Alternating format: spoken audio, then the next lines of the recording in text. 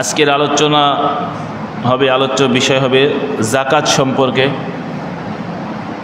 যাকাতের তাৎপর্য, যাকাতের গুরুত্ব, যাকাত আদায় না করার ক্ষতি এবং কাদের উপরে যাকাত ফরজ এবং কোন কোন জিনিসের উপরে যাকাত আসে, কিভাবে যাকাত আদায় করতে হয়, কোন জিনিস দিতে হয়। আল্লাহ সুবহানাহু ওয়া তাআলা যাকাত উম্মতে মুসলিমার যারা মালিকে নিসাব পরিমাণ সম্পদের মালিক হবে তাদের উপর আল্লাহ তাআলা যাকাত ফরজ করেছেন। এই যাকাত ফরজ হয়েছে হিজরতের আগে না পরে, এটা নিয়ে দ্বিমত আছে। কেউ কেউ বলেন হিজরতের আগে, কেউ বলেন হিজরতের পরে, আর কেউ বলেন যাকাত ফরজ হয়েছে হিজরতের আগে, তবে যাকাতের বিধান নিয়মকানুন জারি হয়েছে হিজরতের পরে। কারণ আল্লাহ সুবহানাহু ওয়া তাআলা অধিকাংশই নামাজের স্থানে যাকাতের কথা উল্লেখ করেছেন। তো নামাজ ফরজ হয়েছে হিজরতের আগে, তাহলে নামাজের সাথে যাকাতের কথা বলেছেন, তাহলে সেজন্য মুফাসসিরিন ইকরামরা বলেন যাকাত ফরজ, তবে যাকাতের পরিমাণ নির্ধারণ হয়েছে মদিনায় আসার পর। যাই হোক, প্রথম হিজরি বা দ্বিতীয় হিজরি বা হিজরতের আগে যাকাত ফরজ করেছেন আল্লাহ তাআলা। যাকাত শাব্দিক অর্থ হলো পবিত্রকরণ অথবা বৃদ্ধিকরণ, এবং এরকম আরও অনেকগুলো অর্থ আছে যাকাতের শাব্দিক অর্থ, প্রশংসা, প্রাচুর্য ইত্যাদি আছে। যাকাতের পারিভাষিকভাবে যাকাত বলা হয় শরীয়তের নির্দেশানুপাতে বা শরীয়তের এরকম নির্দেশ কর্তৃক 1 বছর অতিবাহিত হবার পর নির্দিষ্ট মাল থেকে নির্দিষ্ট একটা অংশকে বের করে দেওয়া আল্লাহর জন্য, সেটাকেই যাকাত বলা হয় পারিভাষিকভাবে। তো এই যাকাত কেবলমাত্র উম্মতে মুহাম্মাদির বেলায় না, এর আগেও যাকাত ছিল, অন্যান্য নবীদের সময়ও যাকাত ছিল। যেমন আল্লাহ সুবহানাহু ওয়া তাআলা সূরাতুল মারিয়ামের 31 নম্বর আয়াত, সূরাতুল মারিয়ামের 55 নম্বর আয়াতের মধ্যে আল্লাহ তাআলা বলেন, ইসমাঈল আলাইহিস সালামের ব্যাপারে বলতেছেন, ওয়া কানা ইয়ামুরু আহলাহু বিস-সালাতি ওয়াজ-যাকাতি ওয়া কানা ইনদা রাব্বিহি মারদিয়া। ইসমাঈল আলাইহিস সালাম তার পরিবার পরিজনকে আদেশ করতেছে নামাজের এবং যাকাতের। তাহলে বোঝা গেল ইসমাঈল আলাইহিস সালামের সময়ও যাকাতের বিধান ছিল। এবং আল্লাহ সুবহানাহু ওয়া তাআলা অন্য এক আয়াতের মধ্যে সূরাতুল আম্বিয়ার 73 নম্বর আয়াত, এই আয়াতের মধ্যে ইব্রাহিম আলাইহিস সালাম এবং তার বংশধরদের আলোচনার পর মুহূর্তে আল্লাহ তাআলা বলেন, ওয়াজআলনাহুম আইম্মাতান ইয়াহদুনা বিআমরিনা, আমি তাদেরকে আইম্মাতান ইমাম বানিয়েছি, নেতা বানিয়েছি, ইয়াহদুনা বিআমরিনা, তারা পরিচালনা করে মানুষদেরকে আমার বিধান অনুযায়ী। ওয়া আওহাইনা ইলাইহিম ফিআলাল খায়রাত ওয়া ইকামাস সালাত ওয়া ইতাজ যাকাত, এবং আমি তাদের নিকটে ওহী প্রেরণ করলাম যে তারা যেন ভালো কাজ করে এবং নামাজ কায়েম করে এবং যাকাত আদায় করে। তাহলে ইব্রাহিম আলাইহিস সালামের সময়ও যাকাতের বিধান ছিল। সূরা মারিয়ামের 31 নম্বর আয়াত আল্লাহ তাআলা বলেন, ওয়াজআলানি মুবারাকান আইনামা কুনতু ওয়া আওসানি বিস-সালাতি ওয়াজ-যাকাতি মা দুমতু হাইয়া।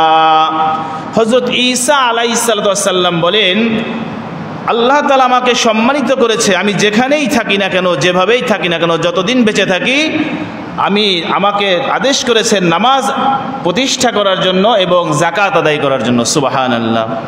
তাহলে এই 2-3টা আয়াত থেকে বুঝতে পারলাম অন্যান্য নবীদের যুগেও যাকাতের বিধান ছিল। কুরআনুল কারীমের মধ্যে আল্লাহ তাআলা রোজার চাইতে যাকাতের কথা বেশি বলেছে। অনেকে আমরা বলি অনেক সময় যে নামাজ রোজা, আসলে নামাজ রোজা আল্লাহ পাক বলে নাই, আল্লাহ বলেছেন নামাজ যাকাত।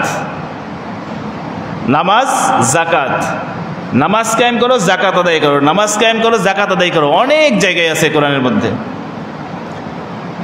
নামাজ হচ্ছে শারীরিক ইবাদত, যাকাত হচ্ছে আর্থিক ইবাদত। আল্লাহ সুবহানাহু ওয়া তাআলা সূরাতুল বাকারার 267 নম্বর আয়াতে বলেন, ইয়া আইয়ুহাল্লাযীনা আমানু আনফিকু মিন তাইয়্যিবাতি মা কাসাবতুম ওয়া মিম্মা আখরাজনা লাকুম মিনাল আরদ। আল্লাহ তাআলা বলেন, হে ঈমানদারগণ, তোমরা তোমাদের উপার্জিত হালাল বস্তু থেকে আল্লাহর রাস্তায় ব্যয় করো, মানে যাকাত দাও। তাহলে বোঝা গেল যাকাত দিতে হবে হালাল বস্তু দিয়ে, হালাল টাকা, হালাল পয়সার থেকে যাকাত দিতে হবে।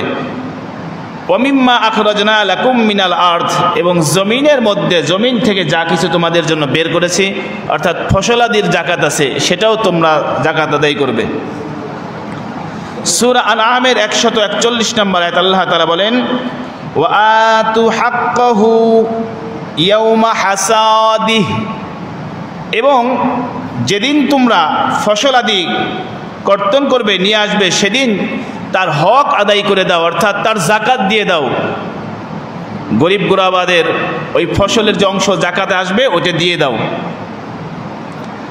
মাজমাউজ জাওয়ায়েদ কিতাবের মধ্যে আছে, রাসূল সাল্লাল্লাহু আলাইহি ওয়াসাল্লাম বলেন, মান আদ্দা যাকাতান মালিহি, যে ব্যক্তি তার সম্পদের যাকাত আদায় করে দিল, ফাকাদ যাহাবা আনহু শাররুহু, সে যেন তার মালের অমঙ্গলকে দূর করে দিল। সুবহানাল্লাহ। তাহলে মালের যাকাত আদায় করলে মালের অমঙ্গল, খারাপি কি হয়ে যায়? দূর হয়ে যায়। বাহ্যিক দৃষ্টিতে মনে হয় যে মাল কমে গেল, আসলে এমন নয়, বরং যাকাত দিলে মাল বাড়ে, যাকাত না দিলেই মাল ধ্বংস হয়, নষ্ট হয়।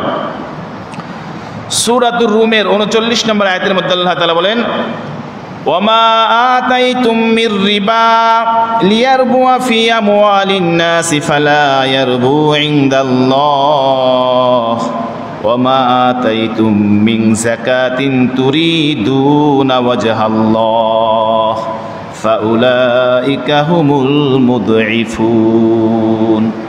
আল্লাহ তাআলা বলেন, তোমরা মানুষের কাছে সুদে টাকা লাগাও, সুদে দাও, কি জন্য? মালের মধ্যে বৃদ্ধি করার জন্য, অথচ এটা আল্লাহ তাআলার নিকটে বৃদ্ধি পায় না, আল্লাহর নিকটে এটা বৃদ্ধি পায় না, বরং তোমরা যে আল্লাহর সন্তুষ্টির জন্য যাকাত প্রদান করো, যাকাত দাও, এটাই হলো আল্লাহ তাআলা বৃদ্ধি করে দেন। সুবহানাল্লাহ। তাহলে যাকাত আদায় করলে মাল বৃদ্ধি পায়, এটা কোরআন এবং হাদিস থেকে প্রমাণিত। আমাদের দৃষ্টিতে ধরা পড়ুক আর না পড়ুক, যাকাত দিলে যে মাল বৃদ্ধি পাবে এটাই নিশ্চিত, আর যাকাত না দিলে যে মাল ধ্বংস হবে, নষ্ট হবে, এটাই সঠিক। সূরাতুল মুজাম্মিলের 20 নম্বর আয়াত আল্লাহ তাআলা বলেন, ওয়াকিমুস সালাতা ওয়া আতুজ যাকাত, তোমরা নামাজ কায়েম করো এবং যাকাত আদায় করো। সূরাতুত তাওবার মধ্যে আল্লাহ তাআলা বলেন 103 নম্বর আয়াত, খুয মিন আমওয়ালিহিম সাদাকাহ তুতাহহিরুহুম ওয়া তুযাক্কিহিম ওয়া সাল্লি আলাইহিম। হে নবী, আপনি তাদের থেকে সদকা গ্রহণ করুন, সদকা মানে যাকাত, তাদের থেকে যাকাত গ্রহণ করুন, যাতে করে এই যাকাতের দ্বারা, সদকার দ্বারা, তুতাহহিরুহুম, তাদেরকে পবিত্র করেন, ওয়া তুযাক্কিহিম, তাদেরকে পরিশুদ্ধ করেন, ওয়া সাল্লি আলাইহিম, এবং তাদের জন্য আপনি দোয়া করেন। সম্মানিত উপস্থিতি, এই সমস্ত আয়াত এবং হাদিস থেকে আমরা জানতে পারলাম যাকাত দিতে হবে। যাকাত আল্লাহ তাআলা যার উপরে ফরজ করেছেন অবশ্যই তাকে আদায় করতে হবে। আর যাকাতকে কেউ যদি অস্বীকার করে তাহলে সে কাফের হয়ে যাবে, কারণ যাকাত এটা ফরজ। ইসলামের 5টি ভিত্তি, তার মধ্যে একটা ভিত্তি যাকাত। কেউ যদি অস্বীকার করে তাহলে সে আর মুসলিম থাকে না, বেঈমান হয়ে যায়। এজন্য যাদের উপরে যাকাত ফরজ হবে আমরা অবশ্যই যাকাত আদায় করে দিব। যদি আমরা যাকাত আদায় না করি, বিলম্ব করি, এদিক টালবাহানা করি, অনেক ওজর আপত্তি করি, তাহলে তাদের ব্যাপারে আল্লাহ তাআলা অনেক হুঁশিয়ারি দিয়েছেন, বিপদ সংকেত দিয়েছেন। আল্লাহ তাআলা বলেন সূরাতুল ফুসসিলাতের 6 নম্বর আয়াত থেকে, যাকাত না দেওয়া ওটা হচ্ছে মুশরিকদের স্বভাব। আল্লাহ তাআলা বলেন, ওয়াইলুল লিল মুশরিকিন আল্লাযীনা লা ইয়াতুনাজ যাকাত, ওই সমস্ত মুশরিকদের ধ্বংস হোক, মুশরিকরা ধ্বংস হোক যারা নাকি যাকাত আদায় করে না। তাহলে যাকাত যারা আদায় করবে না এদের মধ্যে মুশরিকদের স্বভাব প্রবেশ করলো, নাউজুবিল্লাহ। ওহুম বিল আখিরাতি হুম কাফিরুন, এবং তারা আখিরাতকে বিশ্বাস করে না। যারা জাকাত আদায় করে না তারা আখিরাতকেও কি করে না, বিশ্বাস করে না। একজন বলল যে আমি আল্লাহকে বিশ্বাস করি কিন্তু রাসূলকে করি না, বলেন সে কি আল্লাহকে বিশ্বাস করলো না? ইমানে মুফাসসালের মধ্যে যে 7টা জিনিস আছে, তবে সব মিলে 6টা জিনিসই মূল। এই 6টা জিনিসের মধ্যে যদি কেউ 5.5টাও মানে আর অর্ধেক যদি না মানে, সে কাফের। কেউ নামাজ মানলো, পর্দা মানলো না, সে কাফের। সে পর্দা মানলো, কোরআন মানলো না, সে কাফের। তার মানে ইসলামের কিছু বিষয় আছে, এখানে কোনো কম্প্রোমাইজ করা যাবে না। 100-র 100ই পেতে হবে, 99.5 পাইলেও ফেল। তার মধ্যে জাকাত একটা। জাকাতকে যদি অস্বীকার করা হয়, বাকি সব গুণে যদি গুণান্বিত হয়, তাও সে কাফের। এই জন্য জাকাতকে অস্বীকার করার কোনো সুযোগ নেই। এবং আল্লাহ সুবহানাহু ওয়া তাআলা যখন জাহান্নামীদেরকে জাহান্নামে নিক্ষেপ করবে, তাদেরকে প্রশ্ন করা হবে, তোমরা জাহান্নামে কি জন্য প্রবেশ করতেছো? সূরা মুদ্দাসসিরের 42 নম্বর আয়াত আল্লাহ তাআলা বলেন, লাম নাকু মিনাল মুসাল্লিন ওয়া লাম নাকু নুতঈমুল মিসকিন। আমরা মুসল্লি ছিলাম না, অর্থাৎ নামাজি ছিলাম না, এবং দরিদ্র গরিবদেরকে খাওয়াইতাম না। নামাজি ছিলাম না। দুনিয়াতে নামাজি থাকে কারা? যারা মুসলমান, তারাই তো। কাফেররা তো এমনি নামাজ পড়ে না, ওরা তো আর নামাজি থাকার কথাও না, অত ইমানই নাই, ওরা নামাজি হবে কেমনে? ইমান না থাকলে আর নামাজি হয়ে লাভ নাই। তাহলে নামাজি ছিলাম না এই কথাটা বলবে এক প্রকার মানে মুসলিমরাই বেনামাজিরা। কারণ মুসলিমদের নামাজ পড়ার দরকার ছিল, নামাজি হওয়ার দরকার ছিল, তো তারা নামাজ পড়ে না, এই জন্য বলবে আমরা নামাজি ছিলাম না। এবং ওয়ালাম নাকুম নুতঈমুল মিসকিন, মিসকিনদেরকে খাবার দিনি, অর্থাৎ তাদের হককে তাদের নিকটে পৌঁছাই নেই। সূরাতুত তাওবার 34 নম্বর আয়াত আল্লাহ তাআলা বলেন, ওয়াল্লাযীনা ইয়াকনিজুনাজ যাহাবা ওয়াল ফিদ্দাতা ওয়া লা ইউনফিকুনাহা ফী সাবিলিল্লাহি ফাবাশশিরহুম বিআযাবিন আলীম। যারা নাকি তাদের স্বর্ণ এবং রৌপ্য জমা করে রাখে, ওয়ালা ইউনফিকুনাহা ফী সাবিলিল্লাহ, আল্লাহর রাস্তায় ব্যয় করে না, স্বর্ণ রূপার যাকাত আদায় করে না, আল্লাহ বলেন ফাবাশশিরহুম বিআযাবিন আলীম, তাদের কঠিন আযাবের সুসংবাদ দিন। নাউযুবিল্লাহ। তাহলে যাকাত আদায় না করলে আল্লাহ তাআলা তাদের কঠিন শাস্তির সুসংবাদ দিচ্ছেন। মানে এটাকে টিটকারিমূলক কথা, শাস্তির তো সুসংবাদ হতে পারে না। সম্মানিত উপস্থিতি, অপমানজনক, লজ্জিতজনক তাকে শাস্তি দেওয়া হবে যারা যাকাত আদায় করবে না। সূরাতুত তাওবার 35 নম্বর আয়াত, এর পরের আয়াতটাই আল্লাহ তাআলা বলেন, ইয়াউমা ইউহমা আলাইহা ফি নারি জাহান্নামা ফাতুকওয়া বিহা জিবাহুহুম ওয়া জুনুবুহুম ওয়া যুহুরুহুম হাযা মা কানাসতুম লিআনফুসিকুম ফাযুকু মা কুনতুম তাকনিজুন। আল্লাহ তাআলা বলেন, সেদিন ইহমা আলাইহা ফি নারি জাহান্নাম, জাহান্নামের আগুনে এই স্বর্ণ এবং রৌপ্য সম্পদকে জ্বালিয়ে আল্লাহ তাআলা প্রজ্বলিত করবেন, অনেক গরম করবেন। ফাতাতুকওয়া বিহা জিবাহুহুম, এই আগুনের ছ্যাঁক দিবেন তাদের ললাটে, কপালে। ওয়া জুনুবুহুম, তাদের পার্শ্বদেশে, পাজরে। ওয়া যুহুরুহুম, তাদের পৃষ্ঠদেশে, পিঠে। হাযা মা কানাসতুম লিআনফুসিকুম, আর এইগুলো বলবে আমরা তোমাদের সম্পদ যা তোমার নিজের জন্য সঞ্চিত করেছিলে। ফাযুকু মা কুনতুম তাকনিজুন, তোমরা সাধন করো, গ্রহণ করো ওই সম্পদের মজা। সম্মানিত হাজিরিন, তাহলে বোঝা গেল এই সম্পদের যাকাত আদায় না করলে এই সম্পদগুলো কিয়ামতের মাঠে একটা বার হবে, বা আল্লাহ তাআলা যেভাবে হোক একটা রূপ দিয়ে গরম করে সেটাকে কপালে দিবেন। কেন? যখনই যাকাতের ওয়াজ শুনছে, যাকাতের কথা বলছে, ধনী মানুষ কপাল ঘুষিয়ে ফেলছে, ভুরু কুঞ্চিত করছে, আমি এত টাকা যাকাত দিতে, ওই কপাল ঘুষাইছে, এজন্য কপালে হিট করবে। এরপর যাকাতের কথা শুনলে পাজরে দিবে। কেন? যাকাতের কথা শুনলে সে ঘুরাই ফেলছে, তার চেহারা ঘুরাই ফেলছে, এই জন্য পাজর দেখাইছে, এখানে আঘাত করবে। এরপর যাকাতের কথা শুনে সে পৃষ্ঠ প্রদর্শন করে চলে গেছে, আল্লাহ তাআলা পিঠেও তাকে শাস্তি দিবে। এই জন্য জাকাত আদায় করতে হবে অবশ্যই। জাকাত আদায় না করলে আল্লাহ কঠিন শাস্তির সম্মুখীন করবেন। সূরা হুমাজার মধ্যে আছে ওয়াইলুল লিকুল্লি হুমাজাতিল লুমাজা, ধ্বংস ওই সমস্ত লোকদের জন্য যারা সামনে এবং পিছনে পরনিন্দা করে।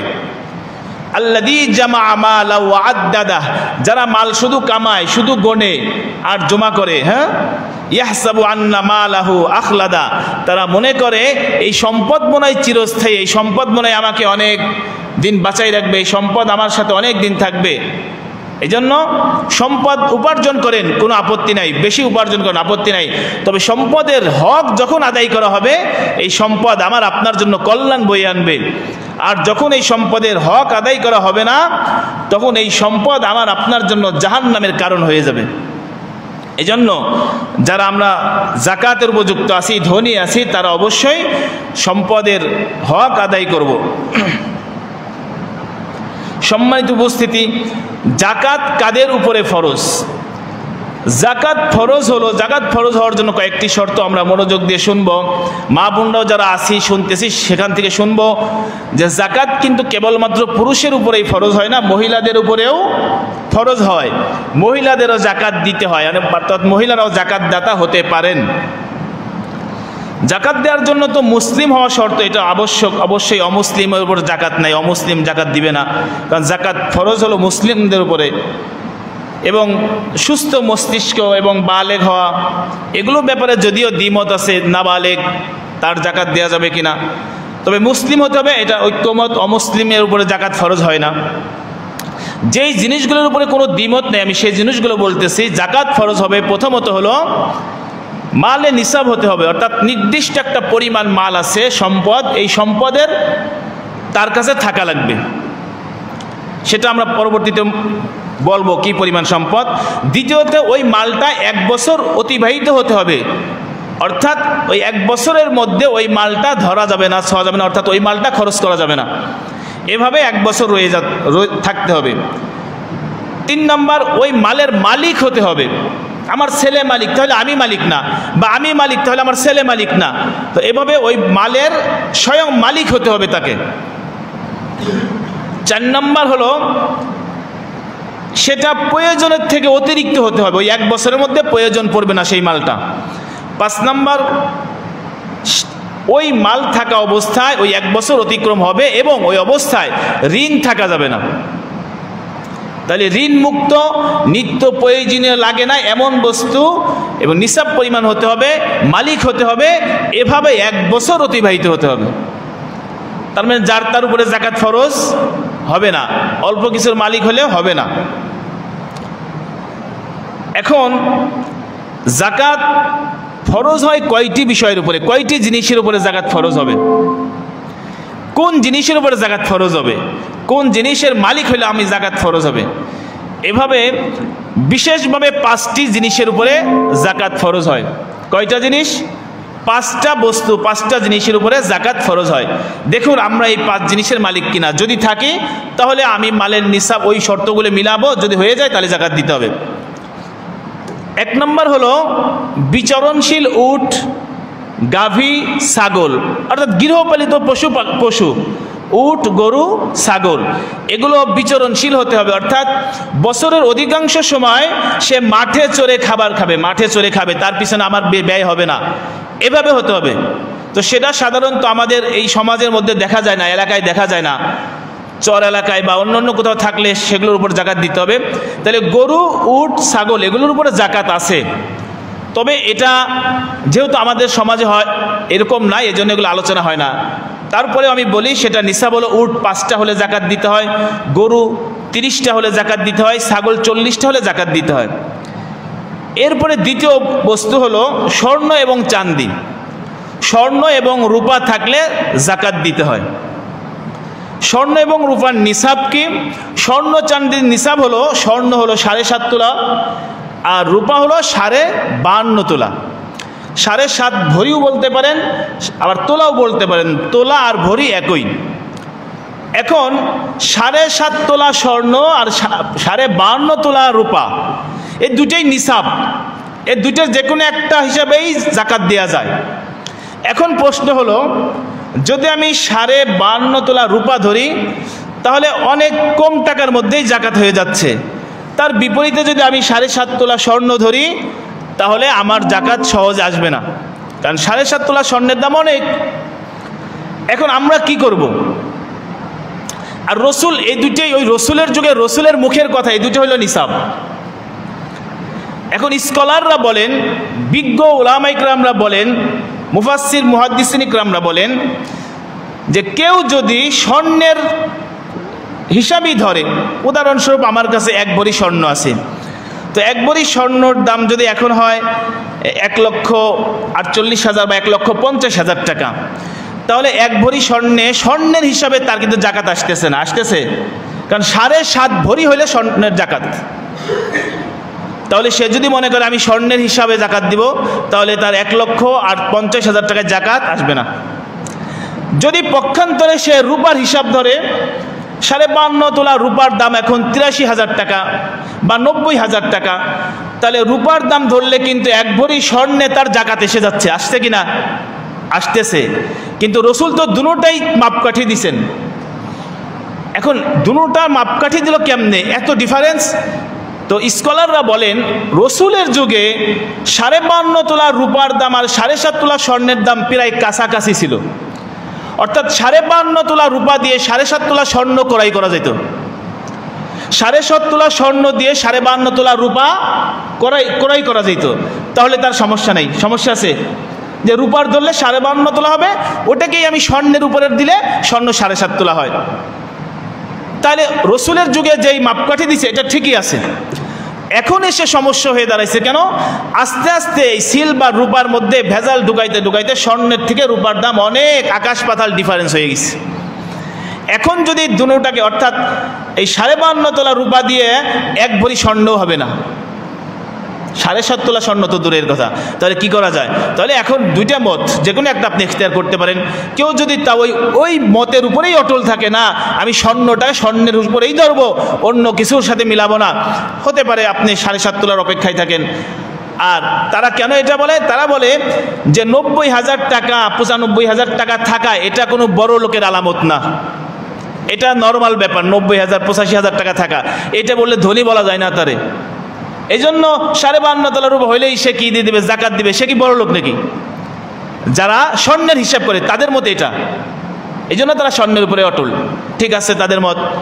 আর যারা বলে না স্বর্ণ যতটুকু হোক রূপার হিসাবে জাকাত দিব, তাদেরটাও ঠিক আছে। তাদের মতে হলো আমরা গরিবদের কল্যাণের দিকে তাকিয়ে এটা হিসাব ধরেছি। কেন? যদি এভাবে একজন লোক 7.5 তোলা স্বর্ণের অপেক্ষায় থাকে, তাহলে গরিবরা মাহরুম হবে, বঞ্চিত হবে, ধনী মানুষ খুবই কমে যাবে, জাকাতের সংখ্যা কমে যাবে। আর যদি 52.5 ভরি রূপার হিসাবে জাকাত দেওয়া হয়, তাহলে অধিকাংশ পরিবারই জাকাত দেওয়ার উপযুক্ত হবে। জাকাত দিলে তো আর গুনাহ হবে না, দিলে সেও সওয়াবের ভাগী হলো, গরিবরাও সচ্ছল হলো। এই জন্য কথা হলো এরকম, এই দুইটা মাপকাঠি যে যেটা এখতিয়ার করে, কেউ স্বর্ণকে প্রাধান্য দেয়, কেউ রূপারটা প্রাধান্য দেয়। ধাক্কাধাক্কি ঠেলাঠেলি না করে যারা রূপাকে প্রাধান্য দেয় তারা গরিবদের দিকে তাকিয়ে প্রাধান্য দেয়, যারা স্বর্ণকে প্রাধান্য দেয় তারা ধনীর সংজ্ঞা বোঝাতে গিয়ে স্বর্ণকে প্রাধান্য দেয়। এটা 2 নম্বর। 3 নম্বর হলো নগদ টাকা, নগদ ক্যাশ টাকা থাকলে জাকাত দিতে হয়। নগদ ক্যাশ টাকা কত থাকবে? ওই যে স্বর্ণ রূপার হিসাব ধরবো, তাহলে রূপার ধরলে 95,000 বা 90,000 টাকা, আর স্বর্ণে গেলে ওই টাকা। এরপর ব্যবসার মালের উপরে জাকাত আসে। আপনার অনেক বড় ব্যবসা আছে, দোকানপাট আছে, মাল উঠাইছেন, ওই মালের কেবলমাত্র যেগুলো বিক্রয় করবেন ওই পণ্যের উপরে জাকাত আসবে। আপনি দোকানকে ডেকোরেশন করছেন বা দোকান করতে যে পয়সা হচ্ছে ওই যে জাকাত দেওয়া লাগবে না। জাকাত দিবেন কেবল যেই পণ্যটা আপনি শো করতেছেন বিক্রি করার জন্য, ওই পণ্যকে একটা আইডিয়া করে ধরবেন, যেখানে 5 লাখ টাকার মাল আছে, ধরে এরপরে ধরেন 20,000 বা 1 লাখ বাদ দিয়ে 4 লাখ টাকার জাকাত দিয়ে দিবেন। রসুল এভাবেই জাকাত দিছে। এখানে গাছে ফল আছে ধরেন কত, এরকম 30,000 টাকা, তো 10,000 টাকা মাইনাস, কারণ আইডিয়া করে ধরা হয়েছে, প্রত্যেকটা তো গুনে গুনে ধরা হয় নাই। এজন্য দোকানের মাল, ব্যবসার মাল যেগুলো বিক্রি করবেন ওগুলোর উপরে জাকাত আছে। এরপর হলো কৃষি উৎপাদন, ফসল ফল ফলাদি, এগুলোর উপরেও জাকাত আছে। তাহলে বিশেষত এই 5টা বস্তুর উপরে জাকাত আছে। তো আমাদের সমাজে সাধারণত নগদ টাকা, স্বর্ণ চাঁদি এগুলোর উপরে জাকাত আসে। তাহলে মূল ফতোয়া মাসালা হানাফি মাযহাবের মাসালা হলো এমন যে আপনার স্বর্ণ 1 আনা আছে, টাকা 20,000 আছে, রূপা 3 ভরি আছে, ওই সব এক জায়গায় করে দেখেন 52.5 তোলা রূপার দাম হয়েছে কিনা, হয়ে গেছে তাহলে যাকাত দিতে হবে। এটা হলো হানাফি মাযহাবের মাসালা।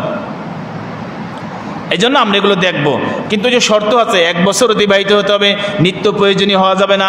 যে জিনিসটা আপনার নিত্য প্রয়োজনীয় সেটা কোটি টাকার হলেও যাকাত দিতে হবে না। আপনি বড় একটা গাড়ি কিনছেন, বড় একটা বাড়ির মালিক, কিন্তু সেটা আপনি ব্যবহার করেন, আপনার প্রয়োজনে লাগে, তাহলে যাকাত নাই। যাকাত হলো এক্সট্রা, যেটা আপনি সারা বছর চলার পরে এক্সট্রা রেখে দেন। ব্যাংকে আছে, ডিপিএস আছে, হজের জন্য টাকা জমাচ্ছেন, মেয়ে বিয়েদের জন্য টাকা জমাচ্ছেন, সবগুলোর উপরে যাকাত আছে। ঘর বানানোর জন্য টাকা জমাচ্ছেন, যাকাত আছে। রানিং অবস্থায় যে টাকাটা আপনি জমা থেকে যাচ্ছে, রয়ে যাচ্ছে, পরবর্তীতে কোনো পরিকল্পনা আছে, ওর উপরেও যাকাত দিতে হবে।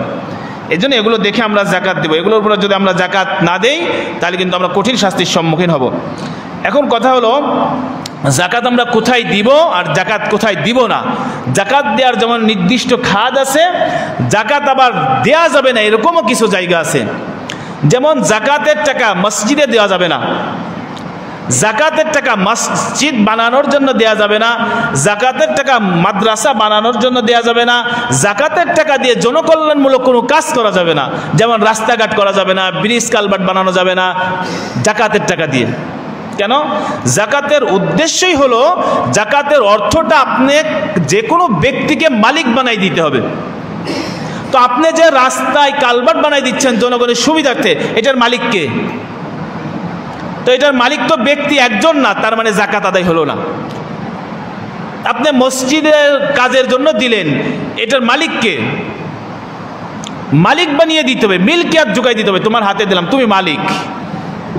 এই মালিক বানানোর উদ্দেশ্য, মালিক যদি না বনে টাকার, তাহলে যাকাত আদায় হবে না। এভাবে আমরা যাকাতের টাকা এই সমস্ত ফান্ডে দিব না, এই সমস্ত জায়গায় দিব না। যাকাতের টাকা দিব কোথায়, এটা আল্লাহ তাআলাই নির্দিষ্ট করে দিয়েছেন। সূরাতুত তাওবার 60 নম্বর আয়াত আল্লাহ তাআলা বলেন, ইন্নামাস সাদাকাতু লিল ফুকারাই ওয়াল মাসাকিনি ওয়াল আমিলিনা আলাইহা ওয়াল মুআল্লাফাতি কুলুবুহুম ওয়ার রিকাবি ওয়াল গারিমিনা ওয়া ফি সাবিলিল্লাহি ওয়া ইবনিস সাবিল ফারিদাতাম মিনাল্লাহ ওয়াল্লাহু আলিমুন হাকীম। 8টি খাত আল্লাহ তাআলা বর্ণনা করেছেন, এখানে আপনি যাকাতের টাকা দিবেন। 1 নম্বর হলো লিল ফুকারা, ফকিরদেরকে যাকাতের টাকা দিতে হবে। ফকিরের আবার সংজ্ঞা দিতে গিয়ে আইম্মায়ে মুজতাহিদ ইমামদের মধ্যে অনেক দ্বিমত আসছে। তো আমরা যেহেতু হানাফি মাযহাব ফলো করি, এই জন্য আমরা হানাফি মাযহাবের কথাই বেশি বলি। ফকির, হানাফি মাযহাবে ফকির বলা হয় তাকে যার অল্প কিছু আছে কিন্তু পুরাপুরি মেটে না, সম্পদ কিছু আছে কিন্তু তার পরিবারের যে ভরণ পোষণের যা দরকার সব নাই। সে খাওয়া দাওয়া চলে তার টাকা দিয়ে, কিন্তু ভালো একটা জামা নাই, সে তার ভালো একটা গাড়ি নাই, বা তার ভালো একটা বাড়ি নাই, কিন্তু মোটামুটি চলে, সে ফকির। সে কি? ফকির।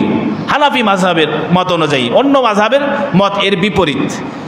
আর হানাফি দ্বিতীয় হলো মিসকিন। মিসকিন হানাফি মাযহাবের মত অনুযায়ী যে অসহায়, এই দুপুরে কি খাবে এখন তার কাছে উপস্থিত নেই, আগামীকাল কি খাবে এটাও তার কাছে উপস্থিত, তাকে বলে মিসকিন।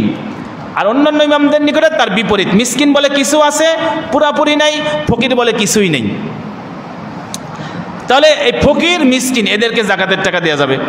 3 নম্বর ওয়াল আমিলিনা আলাইহা, যারা যাকাতের টাকা উসুল করার জন্য কাজে নিয়োগ আছে।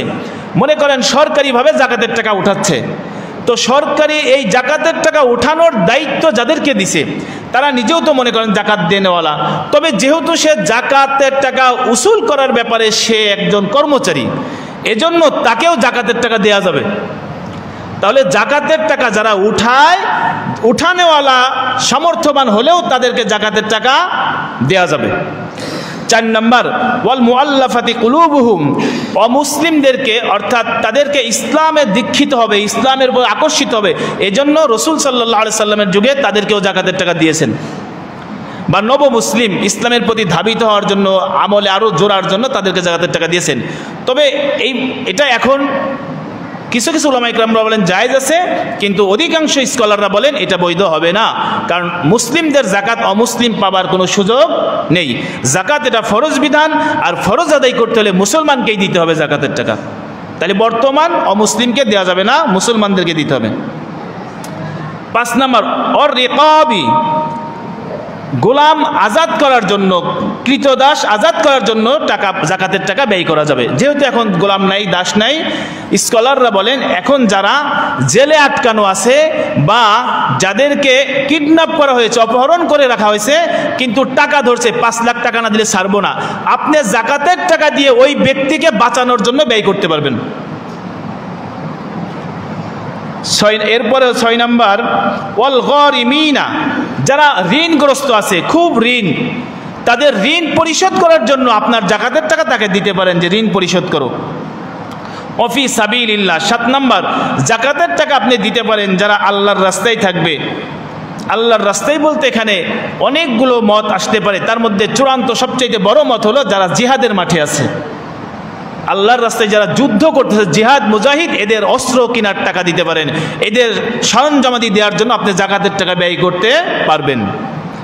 8 নম্বর অবনিস সাবিল, মুসাফিরকে জাকাতের টাকা দেওয়া যাবে, অর্থাৎ সে ভিন দেশি বা অন্য জায়গা থেকে এসেছে, কিন্তু সে নিজেও জাকাত দেয় তার দেশে থাকলে, কিন্তু এখন মুসাফির হওয়ার কারণে সে অর্থ সম্বল নষ্ট হয়ে গেছে, নাই, সে গরিব হয়ে গেছে, উপস্থিত সে টাকার মালিক নাই, তাহলে তাকেও জাকাতের টাকা দেওয়া যাবে।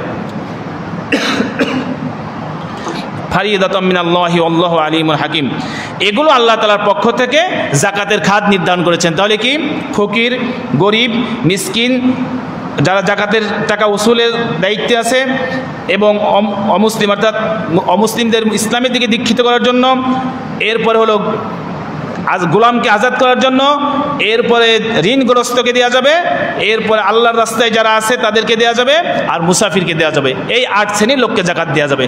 তাহলে এখানে তো মাদ্রাসায় ছাত্র, মাদ্রাসায় দেওয়ার কথা এগুলো নাই, বলে এগুলো নাই, এগুলোর ভিতরে আছে। আমি প্রত্যেকটা যদি ব্যাখ্যা করতে যাই তাহলে আরও অনেক স্পষ্ট হইতো, কিন্তু ব্যাখ্যা করার সুযোগ নাই। এখানে ফকির মিসকিন যেগুলো বলছি এগুলোর মধ্যে মাদ্রাসার পড়ে যায়, মাদ্রাসায় যারা লিল্লা বোর্ডিং আছে, বিশেষ করে যেই মাদ্রাসায় গরিব গুরাবা ছাত্র আছে এরা পড়ে যায়, ঠিক না? এজন্য এদেরকে দেওয়া যাবে। তবে আপনি এই খাতগুলোর ভিতরে সবচেয়ে বেস্ট, উত্তম খাত হলো আপনি যখন দিনের দিক খেয়াল করে জাকাত দিবেন। রাসূলুল্লাহ সাল্লাল্লাহু আলাইহি সাল্লাম সবসময় দিনকে প্রাধান্য দিতেন, আগে সাহাবা ইকরামরা দিনকে প্রাধান্য দিতেন। তো এই জন্য আপনি যখন জাকাতের টাকা দিবেন, মনে করেন আপনার এলাকায় 2 জন গরিব লোক আছে, একজন আছে নামাজি, একজন আছে বেনামাজি। বেনামাজি গরিব লোক নাই, বেনামাজি অন্ধ লোক নাই, বেনামাজি মানে হাত পা ভাঙা নাই, আছে, আমাদের গ্রামেও আছে, বেনামাজি ভিক্ষে করে বেড়ায়, অন্ধ মুসলমান, কিন্তু তার টাকা সুদে লাগানো আছে। এজন্য আপনি দিনের দিকে খেয়াল করে দিবেন, আপনি জাকাত যাকে দিবেন দেখবেন আমার এই জাকাতের টাকা নিয়ে সে কোন পথে ব্যয় করেন। একজন নামাজি লোককে দিলে আপনার সওয়াব বেশি হবে, একজন দিনের রাহাবার দিনের পথে আছে এরকম ব্যক্তিকে দিলে সওয়াব বেশি হবে, কারণ সে তো বেনামাজি, সে সুদখোর, সে ঘুষখোর, সে অন্য মানে দিনের সাথে সম্পর্ক নাই, এরকম গরিব লোক হলেও না দিয়ে ভালো লোককে দেওয়ার চেষ্টা করবেন। আর আল্লাহ পাক কোরআনের মধ্যে উৎসাহিত করেছে ওই সমস্ত লোকদেরকে দেওয়ার জন্য যারা নাকি জাকাতের উপযুক্ত কিন্তু আত্মমর্যাদার কারণে চায় না। ইমাম সাহেব, মুয়াজ্জিন সাহেব একজন সম্মানিত মানুষ, দেখতে তার সম্মানী মনে হয়, কিন্তু তার অর্থ অ্যাবিলিটি এমন নাই, সে নিজে জাকাত দিতে পারে না, তাহলে নিশ্চয়ই জাকাত খাওয়ার উপযুক্ত। যে জাকাত দেয় না সে জাকাত খাবে, যে জাকাত খাবে না সে জাকাত দিবে। মিডিল তো পয়েন্ট নাই যে আমি জাকাত দিব না খাবো না, না, জাকাত ফরজ হলে আপনি জাকাত দিবেন, না খাওয়ার ব্যাপারটা স্বাধীন। কেউ যদি মনে করে আমি জাকাত দেওয়ার উপযুক্ত না কিন্তু খাবো না, এটা স্বাধীন, কিন্তু জাকাতের উপযুক্ত হলে আপনার জাকাত দেওয়া ফরজ। এজন্য দিনের কাজে লাগবে, যেদিকে দিলে আপনি সেই দিকে দিবেন, সেই দিকে দিবেন। সম্মানিত উপস্থিতি, আশা করি কথাটা বুঝে আসছে। জাকাত দেওয়ার সময় আপনি দিনের দিকে খেয়াল রাখবেন। এরপরে ইসলামিক ফাউন্ডেশন থেকে আমাকে একটা দায়িত্ব দেওয়া হয়েছে, আমি ফাউন্ডেশনের সাথে জড়িত আছি, এটা সরকারি, তারাও জাকাতের টাকা উঠাইতে বলছে আমাদের, যে জাকাতের টাকা উঠাবেন, এটা তারা এক জায়গায় করে গরিবদের বন্টন করে দেয়। আসলে পদ্ধতি এটাই, আপনি একজন বিশ্বস্ত লোকের কাছে জাকাতের টাকা দিবেন, উনি বন্টন করবে জাকাতের টাকা। যদি আপনার টাকা আপনি একজন গরিবকে দিলেন, ওনার টাকা উনি গরিবকে দিল, এটা একটা সমস্যা হয়। কি সমস্যা? সমস্যা হলো যিনি জাকাতের টাকা দিচ্ছেন উনি নিজেকে বড়ত্ব দেখাচ্ছে, কারণ আমি সমাজের সে বড়, তার ভিতরে অহংকার আসতে পারে। আর যিনি জাকাতের টাকা গ্রহীতা নিচ্ছেন ওনার মধ্যে একটা ছোট ভাব চলে আসবে, ঠিক না? ওনাকে দেখলে সালাম একটার জায়গায় 2টা দিবে, কারণ ওনার 10,000 জাকাতের টাকা খাইছি, ওনার দিয়ে একটা জামা পরে হাঁটতেছি। আল্লাহ পাক বলেন না, উম্মতের মধ্যে এই ডিভাইডেড করা যাবে না। এই জন্য জাকাতের টাকা সরকার উঠাবে, শেষ বন্টন করবে, কারো মান সম্মান কমবে না।